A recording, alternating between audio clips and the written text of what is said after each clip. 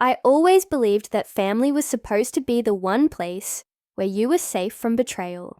Friends may leave, lovers may disappoint, but blood was supposed to mean loyalty. I held on to that belief with everything I had until the day my brother shattered it completely.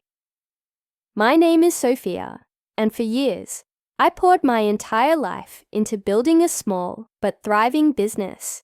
It wasn't glamorous, but it was mine. From long nights spent drafting business plans to early mornings making deliveries, I gave it everything. Slowly but surely, the business grew. My employees became like family. My clients trusted me. And for the first time in my life, I felt like I had built something that couldn't be taken away. Or so I thought. My brother, Ethan, had always been different from me. Where I worked hard, he chased shortcuts. Where I valued honesty, he thrived on manipulation. Growing up, our parents often excused his behavior with a wave of the hand. "That's just Ethan," they would say, whenever he lied, cheated, or found ways to dodge responsibility. Somehow, in their eyes, his charm excused everything, but I saw through it. And still, despite everything, I loved him. I trusted him. That trust was the knife he used to stab me in the back. It all started when Ethan approached me with what he called a brilliant idea. He had been hanging around the office more often, claiming he wanted to learn the ropes of the business world. He was persuasive, talking about expanding, about new opportunities, about how much he admired what I had built. One evening, he came to me with papers. "Sophia," he said, "I've been working with a potential investor.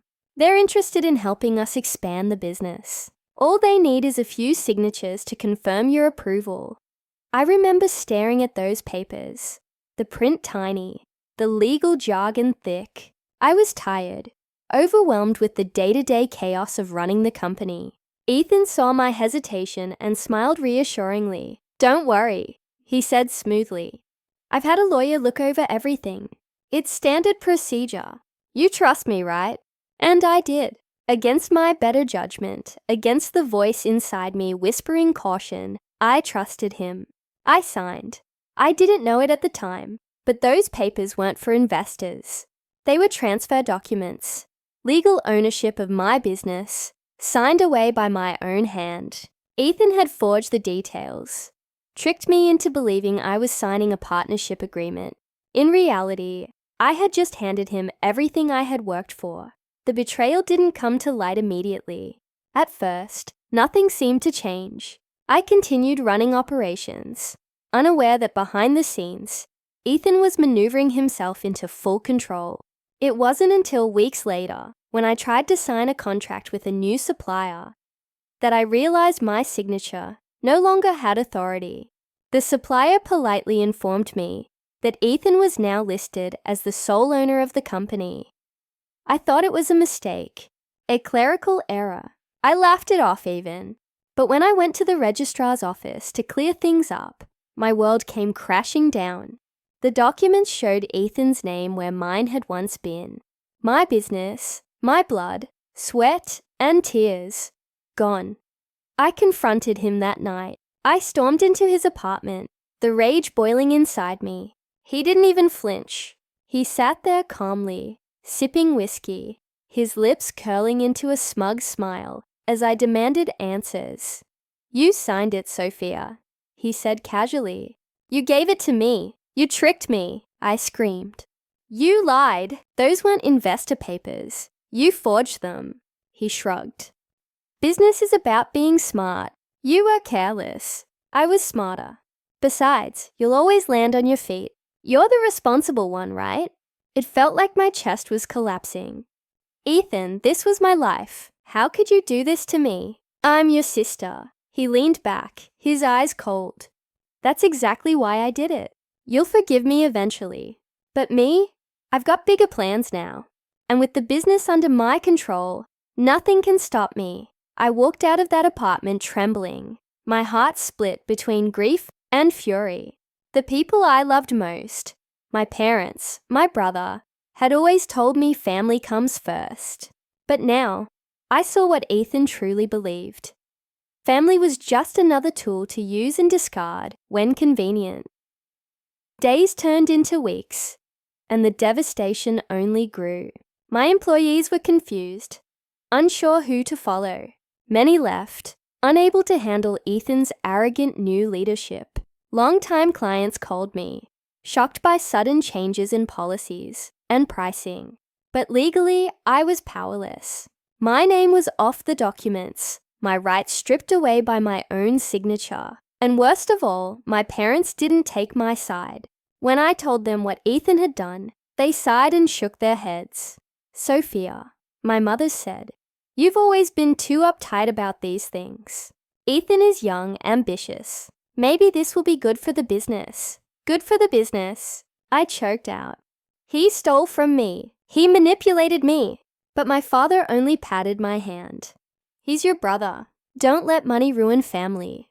You can always start something new." It was like living in a nightmare. Not only had I lost everything, but the people I thought would support me had turned a blind eye. I had no one to lean on, no one to fight for me, and yet, somewhere deep inside, a spark of defiance began to flicker. Ethan thought he had won. He thought I would roll over and accept defeat, just like everyone else in the family had always done when faced with his lies. But he didn't know me as well as he thought. I wasn't just going to sit back and let him destroy everything I had built. No, if he wanted war, I would give him war.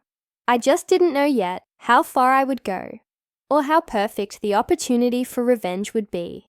Because as fate would have it, Ethan's upcoming wedding would become the stage where every lie, every betrayal, and every stolen piece of my life would come crashing down around him, and I would be the one holding the match. For weeks after Ethan stole my business, I lived in a haze of disbelief. I woke up each morning expecting it to be a nightmare I could shake off, only to remember that the nightmare was real. My phone buzzed constantly with calls from clients and employees, many of them confused, some outright furious, asking why policies had changed or why their contracts were suddenly void. I had no answers to give them. The humiliation of saying, "I don't own the company anymore," was unbearable. Some didn't even believe me. They thought I had willingly handed it over to Ethan, that perhaps I was retiring or stepping back. The idea that my own brother had tricked me was too ugly for them to imagine. But I didn't just lose a business. I lost my identity. That company was my pride, my purpose, my entire adult life compressed into one dream, and Ethan had ripped it from me with a smile. One evening, I sat in my tiny rented apartment, surrounded by half-packed boxes. I couldn't even afford the place I once owned. I had moved into something smaller after losing most of my savings, trying to fight back. My laptop sat open on the coffee table, filled with unanswered emails from ex-employees, begging me to take them back, to start something new. My chest tightened. How could I start over when Ethan had taken everything? Then I thought of that folder of papers, the ones I had signed without reading carefully. I realized I had never actually examined the details. Maybe, just maybe, there was something I could use. The next morning, I visited a lawyer, a sharp-eyed woman named Miss Carter, who didn't waste time on pleasantries. I handed her the documents, explaining what had happened. She frowned as she flipped through the pages, her brow furrowing deeper with every line she read. Finally, she set them down. "Sophia, these are ownership transfer documents. And yes, your signature is here, but..." She pointed to a section near the bottom. "See this? The notarization. This is sloppy. If what you're telling me is true, and you were misled into signing under false pretenses, there's a potential case for fraud." My heart skipped. "So I can get my business back?" She leaned back in her chair, sighing. "It's not that simple. Fraud cases are difficult. You'd need strong evidence, proof that Ethan knowingly deceived you. His word against yours won't cut it. And even if we win, the process could take years. Years. I didn't have years. Ethan was already bleeding the business dry. driving away clients and staff with his reckless greed. If I waited for the courts, there might not be a business left to reclaim. Still, I asked, "What do you suggest?" Her lips curved into a faint smile. "Sometimes, Sophia, the best battles aren't won in court. They're won in the court of public opinion." I didn't fully understand then, but her words stayed with me. A week later, the news came. Ethan was getting married. The announcement was everywhere. On social media, in society pages, plastered across his smug grin. He and his fiancée, a glamorous woman named Isabel, were planning the kind of wedding that screamed luxury. A 5-star hotel ballroom, designer gowns, a guest list filled with business elites. My stomach twisted when I saw the photos. He had stolen my business, yet here he was, flaunting wealth, preparing for a wedding I knew he couldn't possibly afford on his own. Unless he was using the company's funds. I hired a private investigator. If I couldn't beat Ethan with signatures and documents, I'd expose him with the truth. Within weeks, the investigator came back with a thick file of evidence. Ethan had drained company accounts to fund his extravagant wedding. Thousands upon thousands spent on floral arrangements, imported wines, luxury invitations, all charged directly to the business. My hands trembled as I flipped through the receipts. He wasn't just selfish. He was reckless, arrogant enough to believe he could funnel company money into his wedding without anyone noticing. But I noticed. The investigator also uncovered something even juicier. Isabel's family had been promised that Ethan was a wealthy, successful businessman. They had no idea his success was stolen from me. If they found out the truth, the marriage could collapse before it even began. That was when Ms. Carter's words echoed in my mind again. Sometimes the best battles are won in the court of public opinion. I didn't need to sue Ethan. I didn't need to wait for years of legal wrangling. I just needed the right moment, the right stage, and the right audience. And Ethan had given me the perfect one. His wedding. For weeks I prepared. I gathered every shred of evidence. The fraudulent documents, the financial records, the receipts. I placed them neatly into a binder, making copies, backing them up digitally. I rehearsed what I would say, how I would say it. I pictured the look on Ethan's face when his empire of lies crumbled in front of everyone he wanted to impress. And for the first time since losing everything, I felt powerful again. This wasn't just about revenge. This was about justice. Ethan had humiliated me, stolen from me, and laughed at my pain. But on his wedding day, I would take it all back, not quietly, not secretly. I would destroy him in the one place he valued most, his reputation. And when the lights shone brightest, when the cameras flashed, and the guests leaned in with admiration, I would step forward and reveal the truth.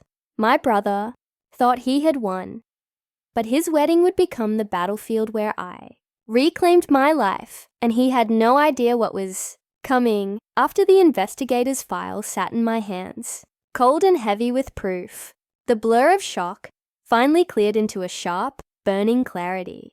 This was not a moment for tears. It was a moment for precision. Ethan had stolen my life and begun spending it like it meant nothing. He'd paraded his lie to the people who mattered, clients, vendors, the in-laws, and everyone believed the story because he'd wrapped it in confidence and charm. My job now was to unwrap that confidence and reveal what it actually covered: greed, fraud, and theft.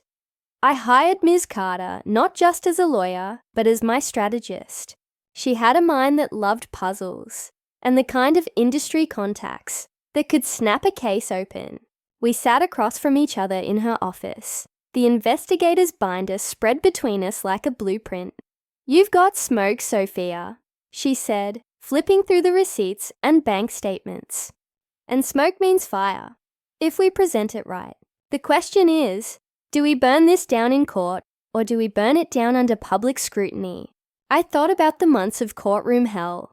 I thought about losing what little I still had while waiting for red tape to untie itself. I thought about Ethan, already rewriting history, and moving on with the life of a man who'd done nothing wrong. We do both, I said, but not in that order. We hit where he won't be able to survive it. Reputation. The wedding is his showcase.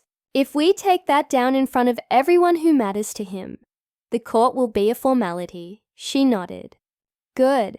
We'll need incontrovertible proof and a controlled way to release it. You sure you want this public? I was sure. The wound was public.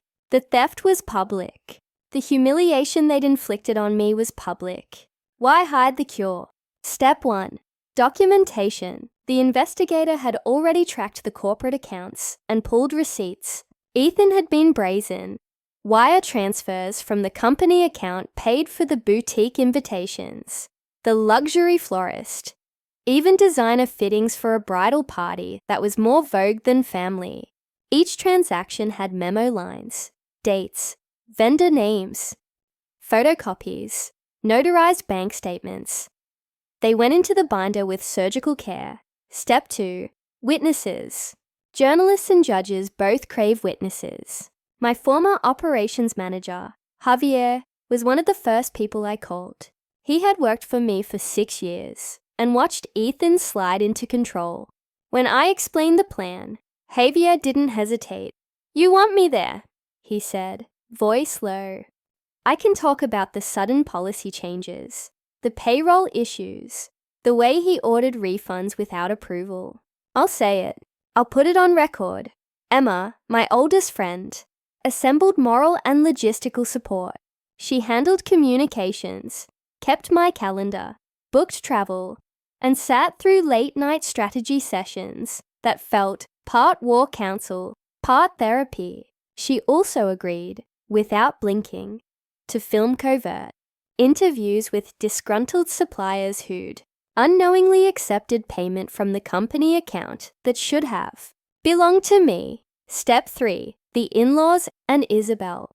This was delicate. If Isabel and her family believed Ethan's lie about wealth, exposing his theft might ruin their lives too. I didn't want to be cruel for cruelty's sake. I wanted justice. So Miss Okada drafted a carefully worded letter to Isabel's mother requesting a private meeting. No accusations. Only a showing of evidence and an invitation to ask questions before the wedding. Isabel's mother agreed to a discreet lunch at a neutral cafe. I remember crossing the street toward her table, my heart hitting my ribs like a drum. When she arrived, she was textbook elegance, pearls, soft laugh, the kind of woman who made wealth look like a birthright. I just want to understand one thing, she said, after Ms. Carter explained. Are you saying Ethan has been using company funds to pay for these things? We're saying there's clear evidence that company funds were diverted. Ms. Carter replied, we wanted to show you because it affects your daughter's decision, and it would be cruel to let you walk into this while being deceived. Isabel's mother paled. Then she did something I didn't expect. She cried, not for Ethan, but for her daughter. If this is true, she said, voice shaking, I will not let Isabel marry a liar. That moment mattered more than I had thought. It was a reminder that my aim was not to humiliate for hunger. It was to stop a rotten marriage built on lies. If Isabel's family walked away, after seeing the evidence, the wedding might not proceed, and Ethan's humiliation would be immediate and thorough. We crafted contingency plans. The binder had to be airtight. We had a timeline. We created a private Dropbox with encrypted access for journalists and law advisors. And we secured multiple notarized affidavits from former employees and vendors. We compiled a list of everyone at the wedding who might be a sympathetic voice and made sure at least 3 of them would be present when the exposé dropped. The strategy had 2 fronts. Legal and public. Public first, legal second. The public fallout would strengthen a legal case and, crucially, prevent Ethan from using corporate maneuvers to bury debts or move assets. Then came logistics of delivery. The wedding would be at an elegant hotel with antique chandeliers and marble steps. Guests included business titans and socialites, precisely the people who banked on reputation. I wanted the reveal timed so that the maximum number of people would be present. During the speeches, when glasses were raised and phones were live, Miss Carter had an idea that combined theatre with incontrovertibility.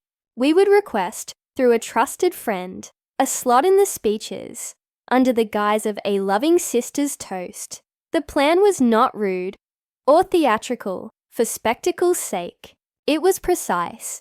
Expose the receipts on printed paper and hand them to select journalists. Present the bank records on a tablet to Isabel's mother and to junior members of the groom's family, and have Javier and 2 former suppliers stand up and testify, not in court, but in that room, in front of faces that mattered to Ethan.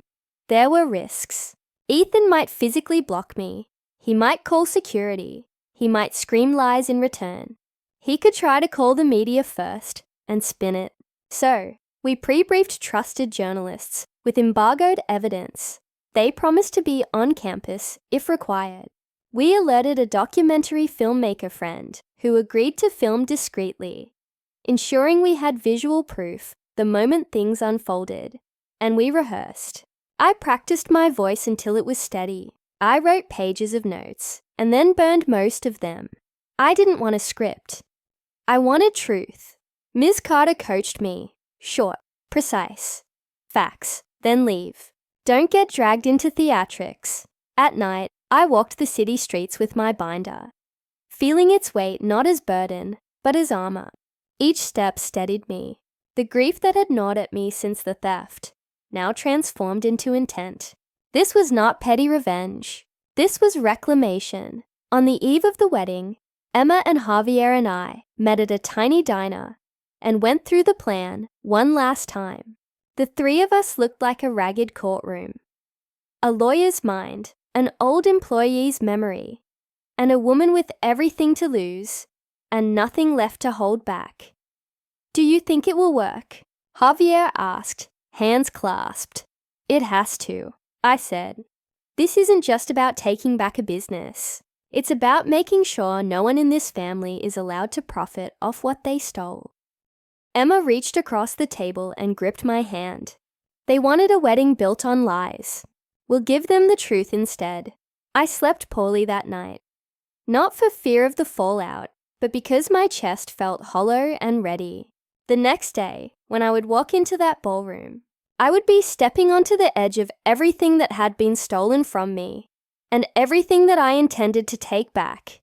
And somewhere in the back of my mind, an ugly, delicious thought lingered. I was about to make a crowd of onlookers watch the brother they admired crumble, and nothing would feel sweeter than that moment of reckoning. The day of Ethan's wedding arrived like a thunderclap, gorgeous, gleaming, and utterly precarious. The hotel ballroom was a vision of opulence. Crystal chandeliers, heavy velvet drapery, floral installations that smelt like another planet. Guests arrived in gowns and tuxedos, their faces bright with expectation. People took selfies beneath ornate arches. The chatter was all champagne and congratulations. It was exactly the stage Ethan had wanted. I arrived early. My stomach felt hollow, a focused kind of fear that sharpened everything. I had spent the morning with Ms. Carter, reviewing backups of the evidence, making sure every notarized copy and recorded statement was secure in 2 places. Javier arrived separately. Emma slipped in through the staff entrance. Our allies were scattered around the room like quiet, serious birds. They seated me near the front, the row reserved for family. Ethan gave me a quick, cool nod as he passed. Nothing in his expression betrayed suspicion. That smug confidence served him well. Isabel floated by in a gown that looked hand-stitched by a magazine, her smile practiced and flawless. My parents hovered nearby in their polite, rehearsed roles, Radiant with pride, Claire hugged me briefly. Her embrace was tight and false, the grin never leaving her face. Underneath all that decorum, they all assumed the script would play out as planned. The ceremony itself blurred into a golden haze. The vows, the tearful glances, the orchestra's soft swell. I kept a tight, quiet control. My plan hinged on timing. Speeches, when glasses were raised, and many guests had already loosened their inhibitions. That's when reputations feel most fragile. When applause precedes attention, and attention magnifies what's revealed. Ethan's father gave the first speech, the usual sentimental filler about family and pride. Then the groom stood, offered thanks, and raised his glass. People cheered. The microphone was passed from hand to hand like a ritual. My father spoke next, voice trembling with sham pride, and then my mother, who made sure to mention Claire's radiant future. Their words felt like knives I'd learned to deflect long ago. Finally, Mr. Thompson, Ethan's new father-in-law, turned to me and to my surprise said, "We'd love to hear from the bride's family." A polite nod in my direction, an open invitation to say what a sister ought to say. That was the window. I stood, the room quieted, sensing a moment of intimacy. Glasses were still poised. I walked to the microphone with measured steps. For a second, the world narrowed to the space between myself and the microphone. A hinge where truth could turn. "Thank you," I began, and my voice surprised me by being steady. I was asked to say a few words about my brother. I'll start with this. Ethan used to be someone I loved and trusted. A polite, sympathetic murmur eased through a few nearby tables. Ethan smiled faintly. How little he understood. But, I continued, trust is a two-way street, and right now, I have something important everyone in this room deserves to know. I held up the first printed page, a bank statement, the company's name, and a string of debits to vendors, known for luxury floral arrangements. Gasps threaded like a pulled string. Phones were already lifting. I didn't allow the moment to fracture. I moved with deliberate calm, handing copies of the notarized bank statements to two women at the front table. One a local society columnist, the other a junior partner in the groom's business who had been friendly with Ethan. I caught the look on the columnist's face as she read, disbelief, then the sharper edge of a reporter smelling a story. "While I was building this company from scratch," I said, "Ethan has been stealing from it." I arranged the receipts on the lectern. Invoices for a couture boutique, deposits to a wedding planner, a string of transfers to personal accounts. These funds were taken from payroll, from suppliers, and from our operational budget. They were used to pay for this wedding. Isabel's hand flew to her mouth. Ethan's face stayed blank for a heartbeat, and then the first crack appeared, an almost imperceptible paling around his lips. I motioned for Javier. He stood and, without theatrics, recounted what he'd seen. Sudden policy changes, blank paychecks, the accountant's confusion when the books no longer matched. Two suppliers, called forth quietly earlier, corroborated that the payments came from the corporate account in months where revenue hadn't supported such luxuries. One of the suppliers, an owner of a boutique floral company, rose and confirmed, under the hush, "We were paid directly by the corporate account. We delivered what we were told to deliver." His voice didn't tremble. He read the invoice numbers out loud. By then the chatter had ramped into a roar. Guests fished phones from clutch purses and began filming. Ethan's father's face flushed. My parents' smiles trembled like paper in wind. Claire's eyes narrowed. The light that had been on her face flickered. Ethan tried to speak. He stood up, his voice loud and protected by arrogance. "This is preposterous," he declared. "She's making accusations. We have legal ownership." "Legal ownership," I echoed. And that line landed like a chisel. "Yes, that's true in the registrar. But look here.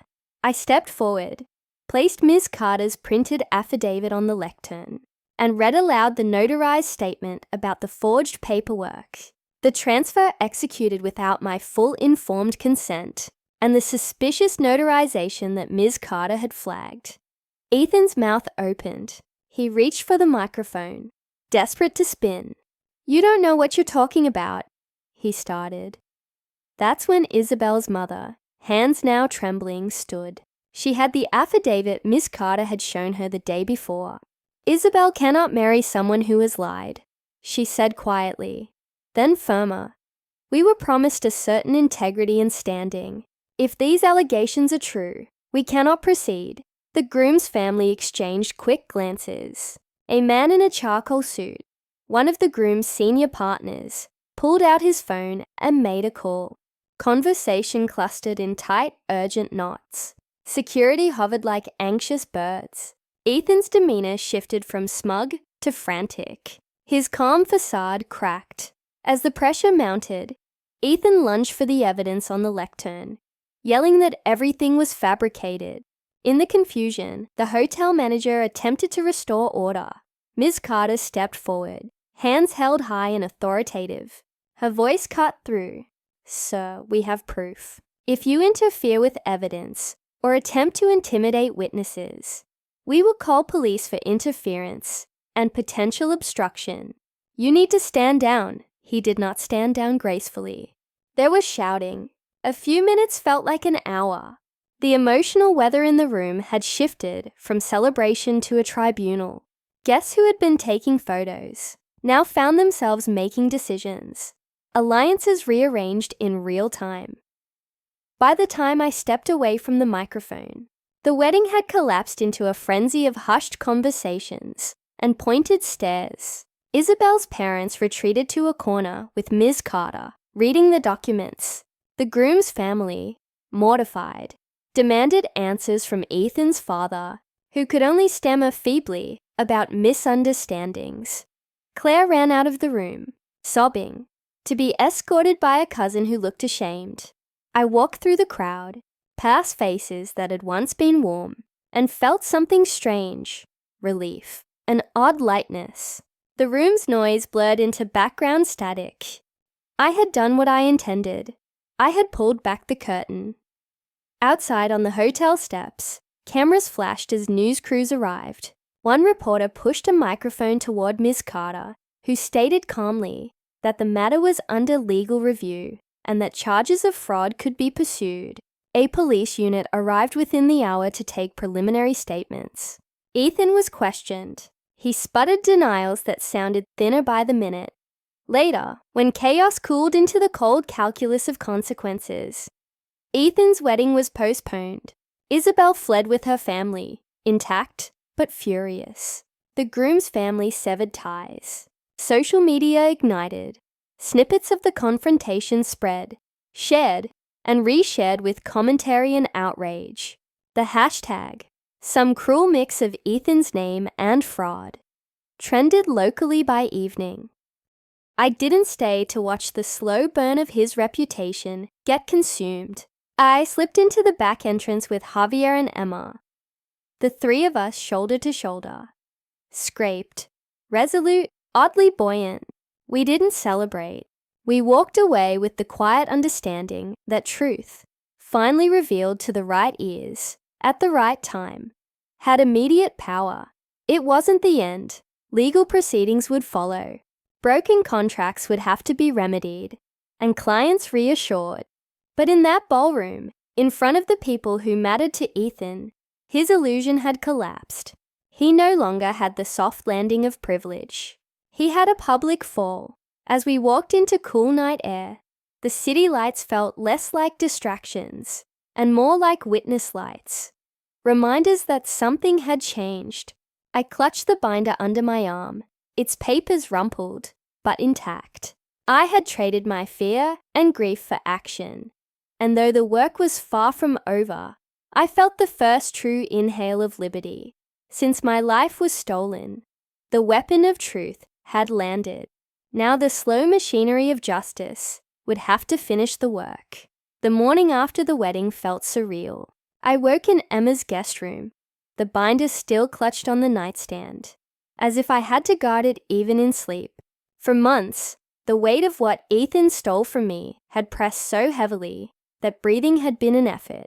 Now the air seemed thinner, freer, yet still electrified with uncertainty.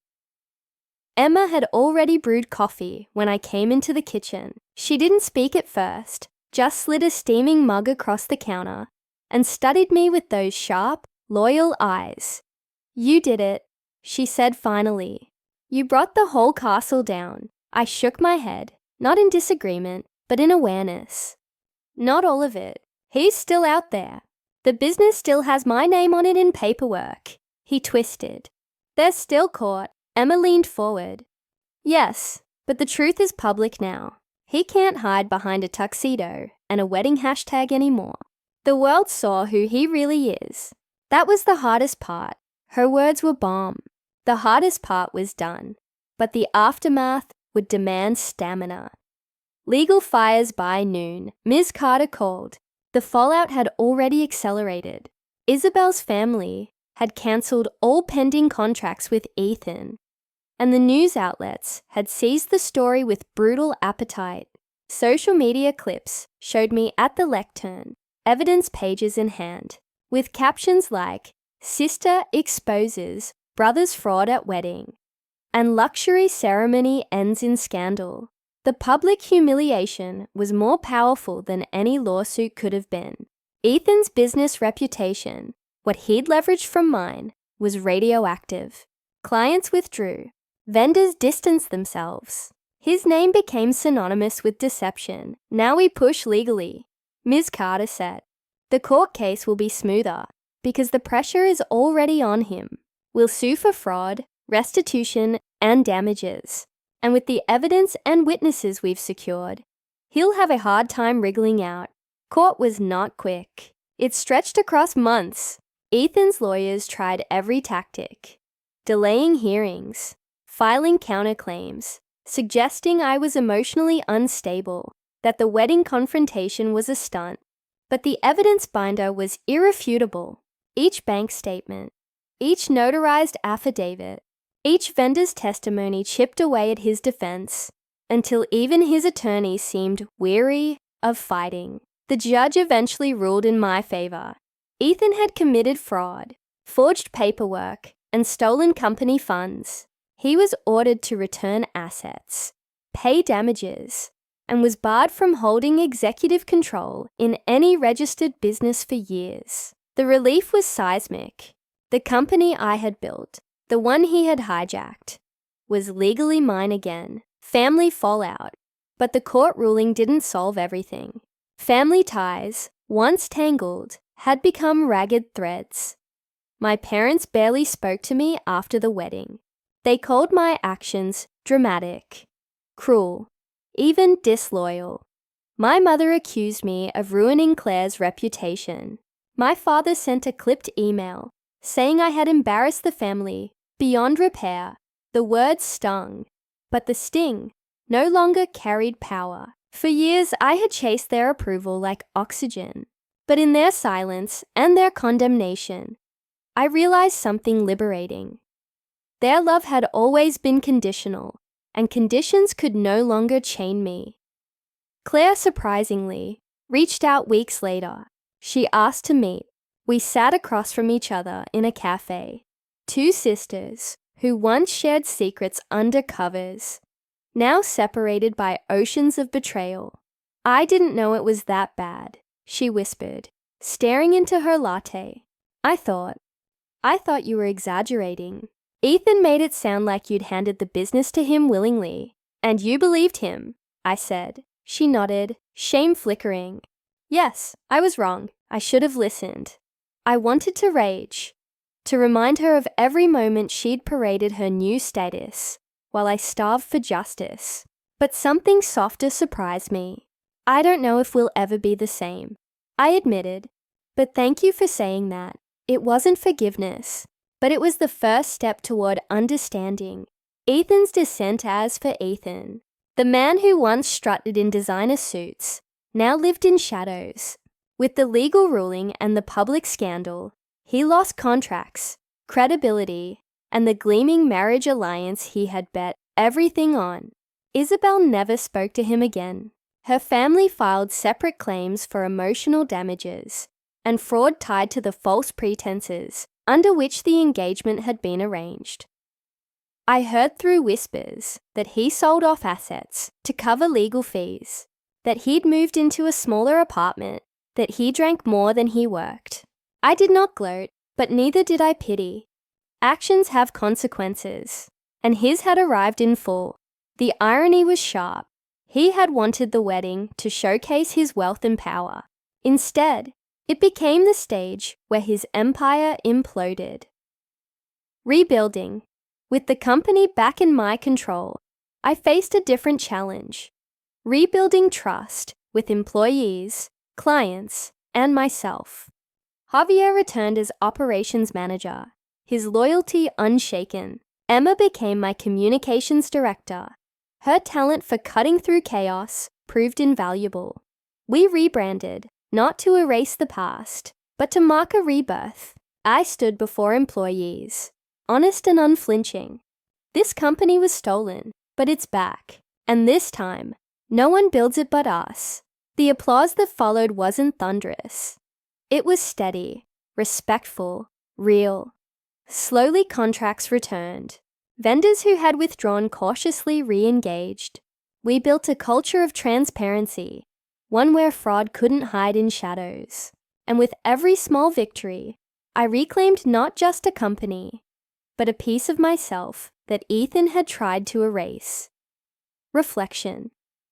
Months later, I returned to the hotel where Ethan's wedding had collapsed. I stood outside the ballroom, now prepared for a new celebration. A charity gala, not connected to me. The chandelier still sparkled. The marble still gleamed. The room no longer held dread. Instead, it symbolized something else.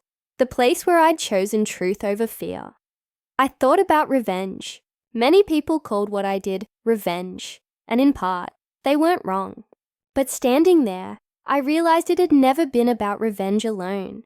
It was about reclamation. Revenge destroys. Reclamation rebuilds. I hadn't just punished Ethan.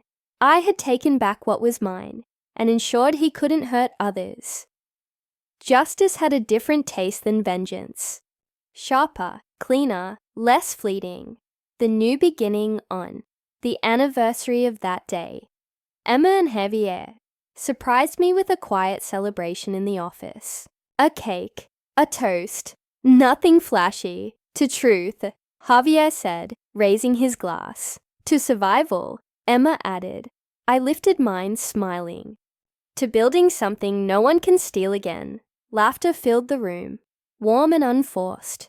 It was not champagne-soaked applause or staged spectacle. It was real, human, earned.